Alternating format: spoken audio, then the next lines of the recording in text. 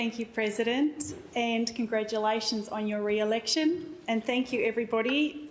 Epic team effort to allow everybody to filter in, so I really appreciate that.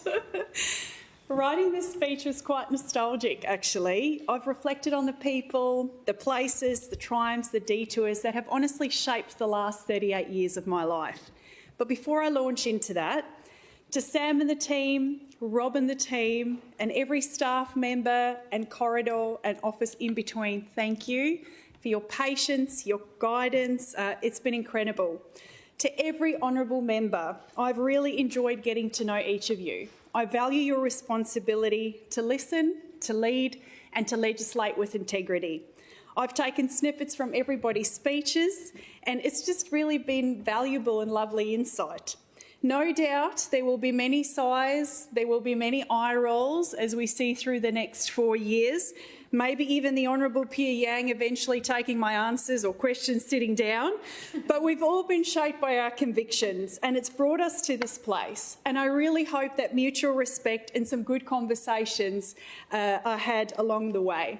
Needless to say, President, I've learnt a lot about leadership, about me, and about staying steady when life throws you curveballs.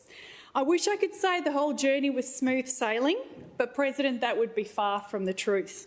One thing is for sure, I've grown more in my faith over the last decade than ever, and that's politics. It either makes you or breaks you, right?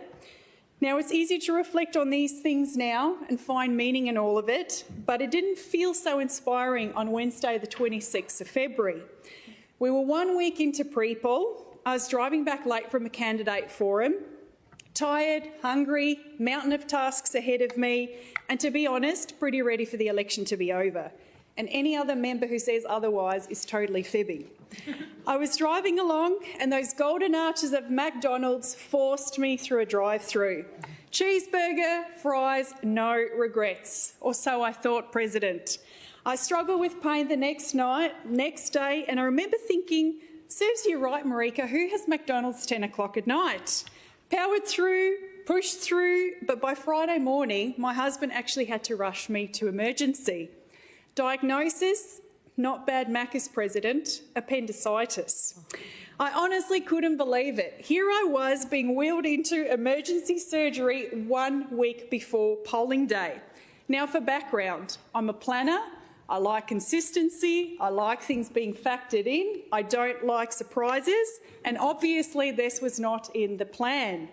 Now usually this would be a disaster for me, and in that moment you would really expect panic. But strangely enough, this familiar peace. Pain nonetheless, but peace. And it wasn't the first time I'd experienced this. There have been countless moments in my life where this familiar peace really has carried me through. I just knew that every conversation, workshop, forum, action meeting, everything that I could have done was already done. And if our foundations were strong enough, those foundations would withstand a few storms. And you know what? They did. Despite looking at a 4 to 6 week recovery, the doctors telling me things could have been a lot worse, by the grace of God, I was back in the office the following Thursday and Friday, slowly making phone calls, checking in on the team. It just meant so much to me to be able to see this thing through with a group of people who have been so dedicated and have sown in so much time and effort. By Saturday, I was excited to be out and about on polling day being my favourite day. I spent the days on booths, chatting to voters and volunteers, handing out how to vote cards, and even removing some call flutes, albeit at a slower pace. Now, I hope you take from this story not just that I've got an unreasonable commitment to late-night cheeseburgers, but I'm tough and I'm competitive and I never give up, ever. And I don't like letting my team down or the people around me. Luckily, millennial kids were built tough, President. You had to be half dead before Mum would let you skip school, and that seems to have paid off. So thanks, Mum.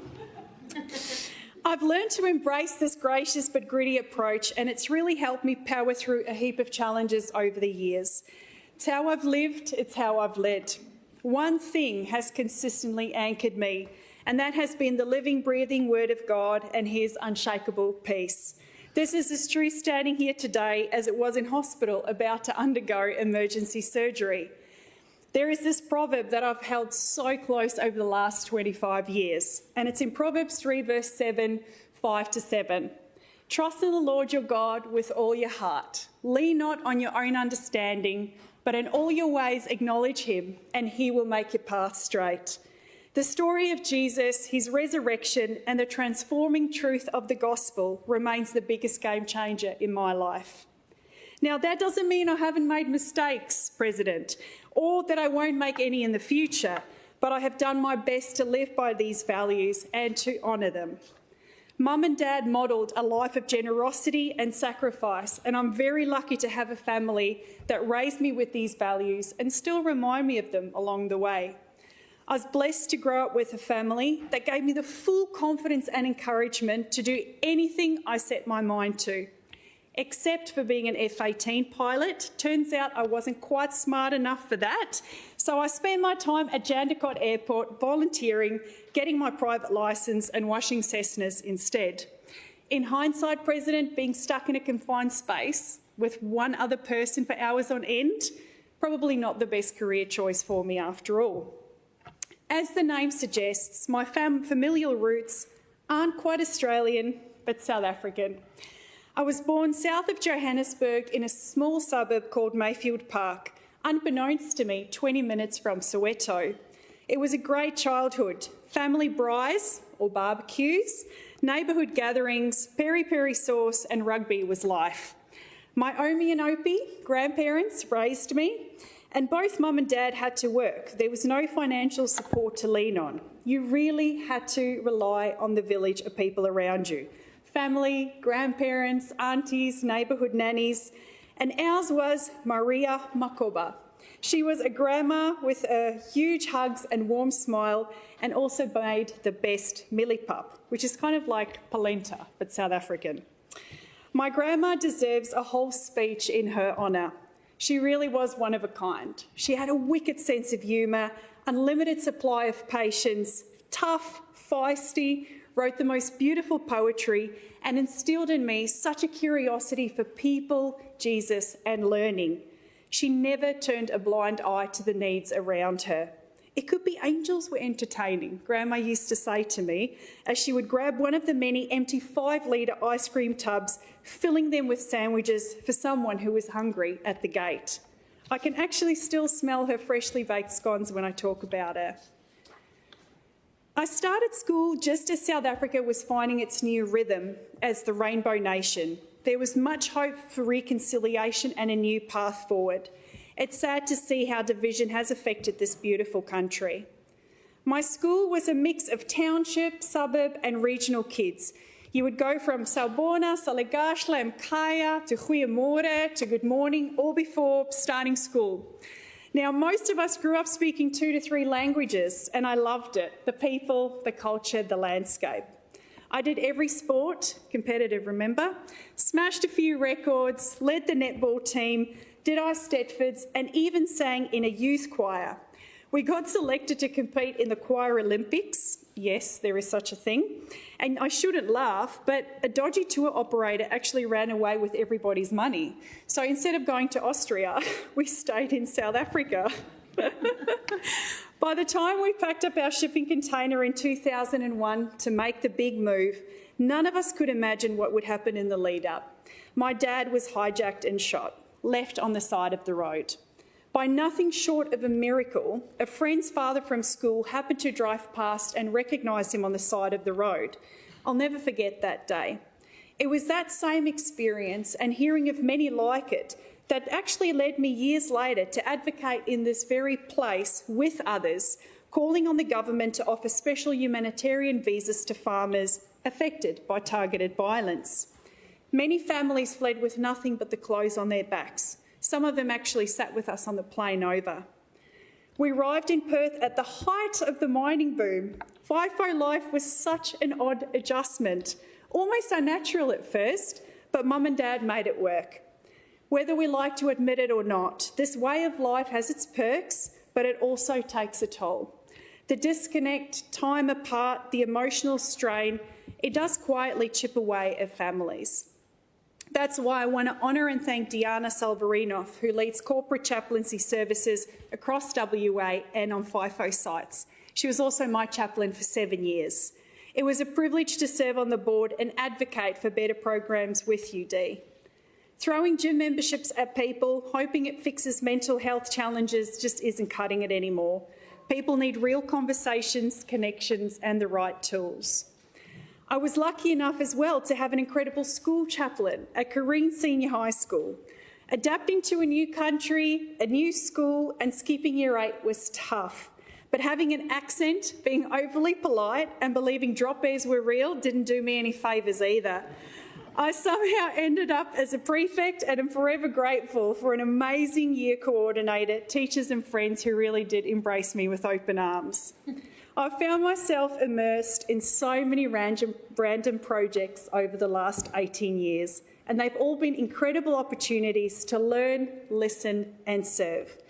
I was involved in youth groups, playing PlayStation, volleyball and skateboarding, more like skatefalling with the kids. We ran breakfast programs in schools during the day, and so many young people would then come along to programs on a Friday night to escape a home situation or simply just to hang out with friends in a safe space, but probably most likely to watch me fall off skateboards. I hosted forums, was a youth advisor for the National Council of Women, and led grassroots initiatives to combat human trafficking. Please don't laugh, but one of these strategies was placing striking ads in the adult services section of the classifieds, urging readers to support suspected trafficking. It was unconventional and so embarrassing, but we got some tip-offs and were actually able to support several girls. One was even declared missing by her mother. I later found out that many of these young girls often come over from smaller villages. They were promised work in hospitality in Western Australia. They were given some money, a suitcase, even a uniform, and they would then arrive in Western Australia to have all their identification documents stripped off. I want to honour the organisations and units for their ongoing dedication working in this space, many putting their lives on the line to actually support women wanting to exit the sex industry as well. Visiting Kerabakan prison and hearing firsthand about some of these stories from prisoners and families was really sobering. But that's a conversation for another day. I've worked closely with children and young people in care, advocating for better outcomes, more stable living options, and helping them understand their rights as they transitioned into adulthood. I'll never forget the moment my manager Saba and I found out that at the time people, when they were leaving care, were often putting their belongings in a black garbage bag, and we couldn't believe it. So we changed that real quick. And so I've loved journeying with these young people and really enjoyed partnering with them still, some of those. Education has also been close to my heart. My journey with the Smith family began originally with a university research project, and I looked at how mentorship impacted Aboriginal students pursuing degrees at universities. I later joined them in the Learning for Life program, and it opened my eyes. You know, I think we're sometimes so aware of the needs here right in our own backyard, but was very, very grateful to support families and children through their school journey and also some through uni. There were so many competing needs everywhere, and if there wasn't enough to do, it was also during that time that I got involved in a project supplying stationery to children in refugee camps across Thailand and Southeast Asia. Many of these kids had never held a full packet of coloured pencils in their life or even owned a colouring book. It's also one of the reasons I still love and support Operation Christmas Child through Samaritan's Purse. The joy on their faces over something so simple embedded some important perspectives and priorities for me and the direction I wanted to go professionally and personally. Working in community development has been one of my greatest joys. I helped design and implement an incentive-based program that ran across 80 schools in Western Australia, Northern Territory and South Australia. Translated into 14 languages, the concept was quite simple. Get parents and carers more involved in the school and boost regular attendance. We had schools from Headland and Albany, even Mullawa, and pretty much everywhere in between. I learned so much about our regional and remote communities, and I look forward to making this program available again. Together with local schools, we created tailored activities that suited each of them uniquely, from helping in the canteen to community garden to helping their kids read. Every effort earned points that families could redeem for school-related items, from power cards to lunch packs to school uniforms to school photos. Even proper burly leather footies for the boys at Mullawar and Meekatharra. It gave parents a sense of purpose and it gave students a reason to turn up. It transformed our schools into hubs of community life. I remember one principal actually telling me that vandalism stopped in his school because kids knew their parents were helping in the canteen and they knew they were earning points towards footy socks for the next season. So it was incredible to watch this transformation and culture change take place. We even extended the program into prisons, and incarcerated parents were able to contribute to their child's education by completing rehab programs that earned school rewards. It gave them dignity and connection. The results were really remarkable. Every site saw improvement. But what stuck with me most were the lessons. Listening to the community is so powerful, but follow through even more so. Because so often what a community really needs looks very different to the policy frameworks or the guidelines that they're handed. Red tape, shifting government priorities, lack of time, under-resourcing made long-term planning almost impossible. Ironically, our funding at the foundation was cut due to departmental restructuring, and so the program sadly ceased. And President, that's how I ended up in prison. Volunteering. When you're out of work and you sent off your 100th job application, you start wondering what you're even doing. So not being the sit-around type, I started volunteering at church, just typing up notes for home group. As is often the case in church life, there's always people coming and going, different volunteer organisations, different people. And one day I found myself chatting to Dave, who worked in detention centres and prisons. Now, after his fifth anecdote, and me still thinking, buddy, you're not going to convince me to volunteer in a prison, he said to me, would you like to come and help at a prison? What was I going to say, President? That I was too busy, too comfortable, too busy typing up notes? So next minute, I found myself saying yes, singing songs with a group of ukulele players in Northern and supporting a program for young people at Wandoo.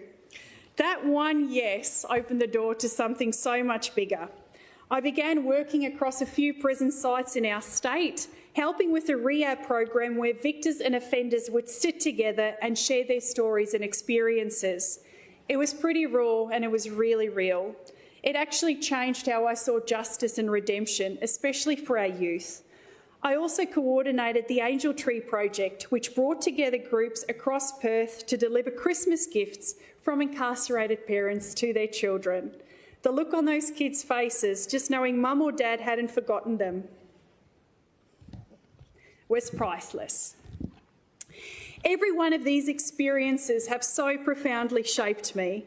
I listened more, assumed less, and stopped underestimating the resilience of people when they're given a chance to thrive. As you've probably gathered by now, I actively avoided politics for most of my life. It had to find me, and eventually it did. Up until that point, the only dabble I had was running in a local council election. My manager at the time, the incredible Sue Oliver, a lady I so admire, turned to me one day out of the blue and said, I was watching Q&A last night and I really think you'd be good at that, Maryka, because you don't fluff around. And I laughed thinking, well, you know, I wasn't a member of any political party. I wasn't really interested. Politics was something I left to other people. Less than a week later, I was clearing out my junk mail folder, which I never do, and there it was, an ad for the role of State Director at Australian Christians. Something stirred. It was another marker in time and reminder about trusting the path. I had complete peace again. I just knew that this was the next season ahead. Now, President, I know I won't get this opportunity again, so allow me to briefly digress and honour the humble beginnings of Australian Christians here in WA and the extraordinary people who have so faithfully served for the last 30 years. For the past 9, I've had the privilege of leading the Australian Christians Party in WA, solidifying its foundation and increasing its visibility and reach alongside each of them. What an incredible group of persistent and exceptionally patient people. In particular, I want to pay tribute to Marge Laurie, a tireless disability advocate who was bound to a wheelchair and affected by polio for most of her life, but it didn't stop her. She fought courageously for accessible transport, and driven by justice and compassion, it lit a spark. From her humble kitchen, alongside her husband Brian, Marge began the first unofficial AC group in '92. She was authentic, passionate and unwavering, exactly the kind of foundation any movement needs. This moment, this victory, President, belongs to her and the countless volunteers, members and donors who have laboured with hope over the last several decades, many who join me in the gallery today. Popping up before an election is easy, but I'm so proud that we have established a party that is committed to equipping and serving its community in between elections and is built to last. I know AC will go from strength to strength, and I'm excited about the young people tuning in. It's in good hands. Being politically involved for almost 10 years has also opened my eyes to some of the deeper challenges we're up against. I have noticed a bit of a shift. We are quietly rewriting what it means to be free in this nation, and it is troubling. Whether you're on a farm, in the city, or raising your kids in the suburbs, freedom matters. Freedom to speak, freedom to worship, freedom to raise your family. Every Aussie, whatever they believe, should have the right to live and speak freely without fear of being shut down, cancelled, or ostracised. Now, I'm not here to push my faith on anyone, and contrary to what people think it means, separation of church and state was always about preventing an exertion of power of the state over the church and vice versa, not actually about limiting Christian expression in the public space. I do believe we can restore some of that balance. In recent years, we have seen some laws passed through this House that have deeply concerned me and many others. Right now, there are serious moves to strip Christian schools of their freedom to employ staff who want to live out their faith. If passed, these recommendations would force schools to compromise their convictions. It's a direct hit on religious freedom and parental choice in education. The Australian Law Reform Commission wants to remove long-standing protections that also allow religious schools to teach and uphold truth on gender and relationships. This would effectively silence Christian staff and water down the very identity of our schools. If we lose our voice here, where will it stop? WA is also planning to introduce laws that would make prayer and pastoral care illegal, especially when it relates to sexuality and gender. We're talking about everyday conversations, possibly facing criminal charges for simply having a conversation. Equally concerning is the ripple effects of the UK's CAS review, which raises red flags about the lack of evidence around gender-affirming care. Yet here in WA, the treatments remain available to children despite the mounting international caution. And I can't stand here without raising one of the most heartbreaking and urgent issues in our state, the plight of our children. Coroner Fogliani's inquest into the suicides of Aboriginal children in the Kimberley really shook me.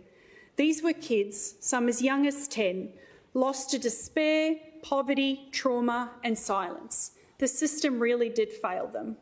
We need urgent reform in how we protect vulnerable children, and that means mental health support, programs, long-term funding, restoring family and community structures, and rebuilding trust, especially in our Aboriginal communities. No child in Western Australia should feel so hopeless, so unseen, that death feels like the only way out. Despite some of these responses, significant issues persist with our most vulnerable in WA. It was in 2023, while sitting right up there in that gallery, that I also watched as WA passed some of the most extreme abortion laws in this country. Late-term abortions, even up to birth in certain cases. While researching every clause, I really struggled to comprehend how anybody could oppose recognising the life of a baby born alive following an abortion procedure. It was labelled as misinformation. Why would anybody lie about such a horrendous thing? Eliminating the coroner's duty to investigate these deaths also stripped away essential oversight and transparency. The most vulnerable became the most forgotten. These laws dismiss the humanity of the unborn, overlook the lasting toll on women, and disregard the vital work that pregnancy support centres play in our states. Our laws should reflect the inherent value of every human life because so much flows from that very foundation. At the opening of every sitting of Parliament, we are reminded of our duty, and with that comes a call, actually an obligation, to act with courage and honesty. So, President, in closing, I want to take a moment to give thanks and share some final thoughts. To the AC Originals who have stayed the course over the last 30 years, thank you for starting those crucial conversations and never giving up. To my incredible staff and volunteers, thank you for holding the line behind the scenes, year in, year out. To the AC prayer team, Cynthia, and our network of dedicated pastors and leaders across WA, you guys are the engine room. Thank you for lifting the state, its leaders and people in prayer every Wednesday without fail. To the current AC Council, our outstanding and dedicated candidates, tireless volunteers and members, you are the backbone of AC. To my amazing group of friends, quality over quantity. Thank you for sticking around after all these years and elections for the hugs, the memes, the meals, and putting up with my texts, even though I often sent them months later. To my pastors in my church, thank you for being my village. To my husband, Rian, the man you can thank for this wonderfully complicated surname. You've climbed every mountain with me, highs and lows. Yes. We started our marriage in the middle of uncertainty. I just lost my job and with it a sense of direction. But your calm nature, support and patience, pretty much the only reasons I've made it this far. Thank you for laughing every time I said this is my last election and faithfully pointing me back to the path. To my mum and dad, thank you for your sacrifice and for always giving me what I needed to thrive. I know how much it cost you. Mum, your generosity, your heart for people, work ethic and grit are unmatched. You worked 3 jobs from dusk to dawn to place a roof over our heads and to help me with uni books and bills. Those were tough years. We made it through. And to Kizzy, who will always be my baby sister, who flew in all the way from Townsville with mega flight delays and no Wi-Fi. That is love. You are one of the best things in my life. I reluctantly waved goodbye to you as you got on a bus at 21 to move to another state to join the Defence Force. Your resilience amazes me. From overcoming spiders and mice in Kapuka to seasickness on missions off the coast, you might be stronger than me, but I'm still taller. Keep your gaze fixed on the right things and the rest will follow. Adapt and overcome. I believe with all my heart that every West Australian has a hope and a future, but it's a choice, and right now we're standing at a crossroads. Australia's foundations are solid, President, even if we've forgotten them. Our legal system, our freedoms, our sense of fairness, they just didn't fall from the sky. They were built on a Christian heritage that honours dignity, mercy, compassion and personal responsibility. One that says every life is valuable, that truth matters and that justice must be tempered with grace. These are not outdated values, they are actually essential. They're the reason we've enjoyed peace, freedom and stability. Take them away and everything begins to wobble. That's why I hope to give voice to these values again. Not to impose, but to inspire, not to dominate, but to dignify, not to shame, but to remind people of what's worth protecting. Now, I don't have all the answers, but I do know this. We need to restore some truth, balance and hope. I believe politics at its best is service, perhaps naively so, and leadership at its most powerful is courageous and sacrificial. I love what Chuck Swindoll said all those years ago. I invite you to do a courageous thing. Face the truth, peel off the mask and just talk to God. I'm so grateful I did. It changed everything. My steps are ordered, my path is straight, and I look forward to walking it with the amazing people of WA and each of you over the next 4 years. Thank you, President.